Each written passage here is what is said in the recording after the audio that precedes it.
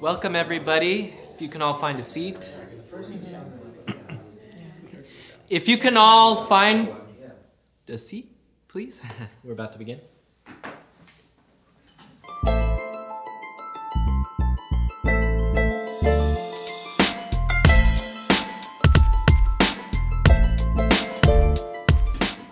Zephyr, did you want to speak first? You're doing fine.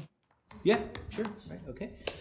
So in your pages, in your folder on the pages, on the first page, you'll find a list on the page of our key investment principles. These are Cowen's rules of venture capital. Very important. They're not here. I don't have one. Andrew.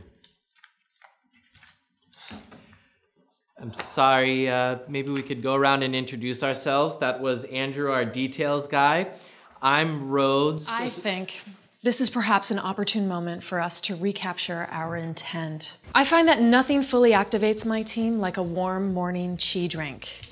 This Chi is an especially invigorating blend of tapioca mushroom protein and macerated almond hearts. Its earthy, perplexing finish is courtesy of the Tibetan hornet fungus and fermented taint resin.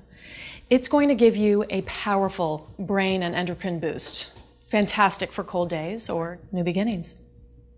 Oh, and in the center of the table, there are Quinton shots and lipospheric vitamin B complex packets, if anyone needs a little extra mineralization. Thank you, Zephyr. That is good Chi.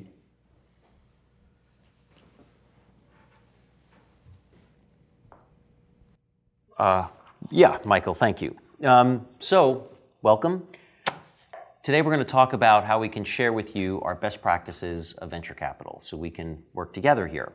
And I'm going to start with what we call around here Cowen's rule of venture capital, okay? And it breaks down every startup opportunity into 5 elements: people, market, network, data, culture. PMDNC, or as we like to say around here, PuMDiNC. Sounds a little funny, I know, but it makes it easy to remember. PuMDiNC. Very useful. Very useful, thank you. Building on exactly that, I want to remind us of the one rule of venture capital, which is that there are no more rules of venture capital.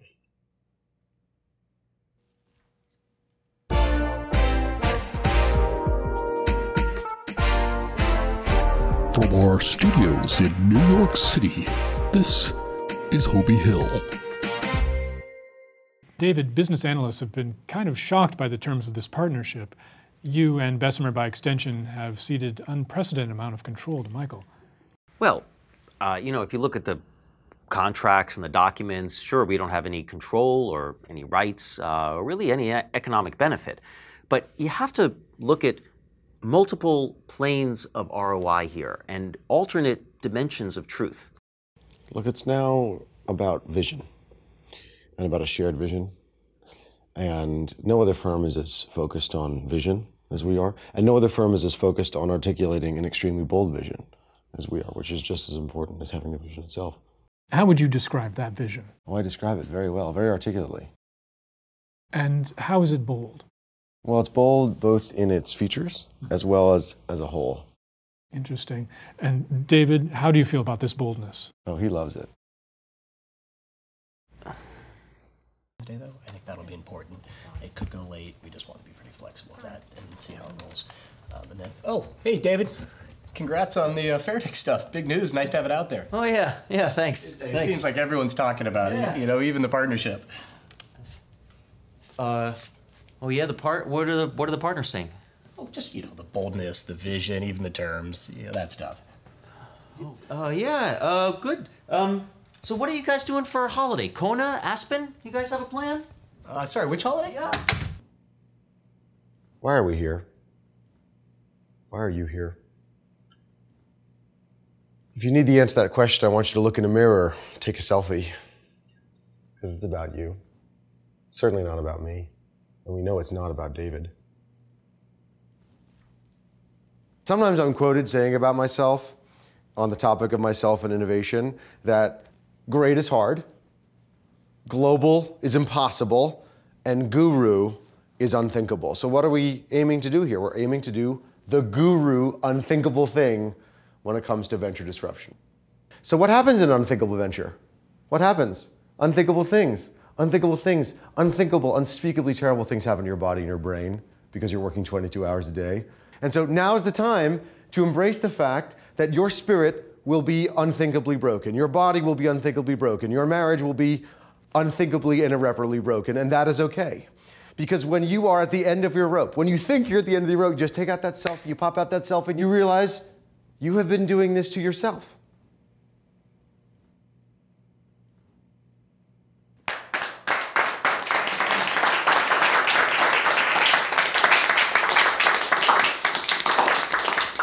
You're welcome.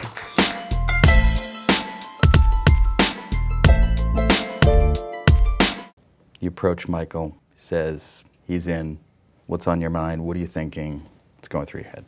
We're back. I'm back. I'd been Michael's partner, and now I'm his mentor.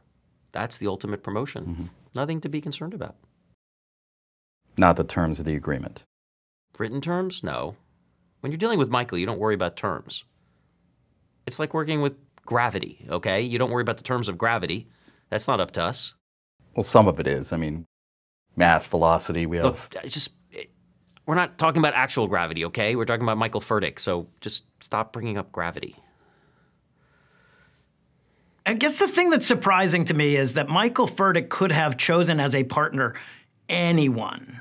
Anyone. Michael's just so kind. He's always been so generous, so wonderful as a human being. I mean, look what he's doing for David. David Cowen's a great venture capitalist. He's great, but anyone. He's letting David be a partner in this firm.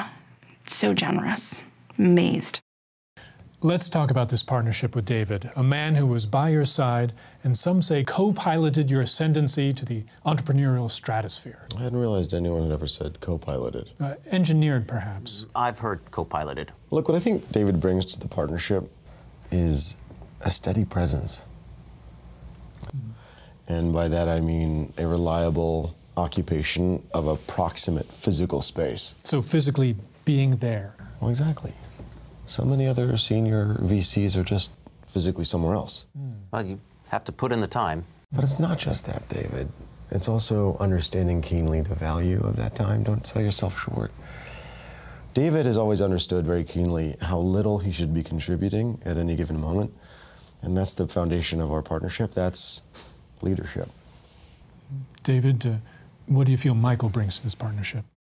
Everything else. Has your relationship changed since you joined in this venture fund? Oh, I think he'll probably say no. Not at all.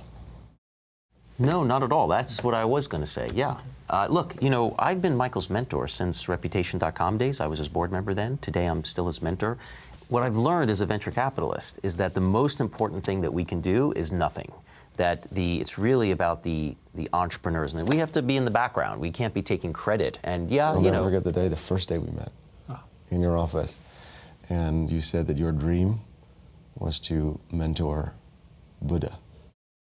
And now, Fair to say, you were determined to reanimate your partnership with Michael at any cost. no, not at any cost.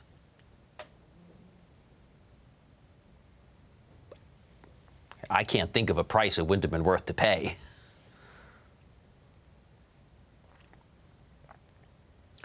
I mean, maybe if I'd known how it was all going to play on camera. Then you would not have pursued this venture with Michael.